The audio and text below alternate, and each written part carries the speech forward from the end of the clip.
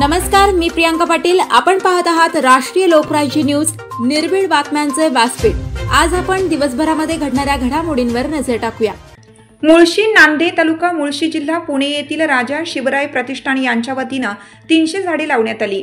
नांदे तालुका मुळशी जिल्हा पुणे येथे राजा शिवराय प्रतिष्ठान यांच्या वतीने 300 झाडे लावण्यात आली। वृक्षवल्ली आम्हा सोयरी वनचरे, पक्षीही सुस्वरी आळविती, एन सुखे रुचे एकांताचा वास, नाही गुणदोष अंगा येत, या संत तुकाराम महाराजांच्या अभंगाप्रमाणे झाडे व जंगलातील प्राणी हे आपले नातलग आहेत।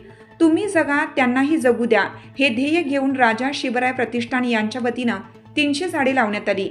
यावेळी प्रमुख पाहुणे म्हणून उपस्थित राहून वृक्षारोपण केलं व शुभेच्छा दिल्या। सचिन डांगे, सागर जाधव, लालासाहेब डांगे, गुलाब ढमाले, गणेश डांगे, बापू डांगे, रणजित डांगे, शैलेश ढमाले, उमेश डांगे, सोपान ढमाले, नवनाथ जाधव, पांडुरंग डांगे, प्रवीण गावडे, मनोज रानवडे, महेश करंजावणे या सामाजिक उपक्रमासाठी त्यांनी पुढाकार घेतला।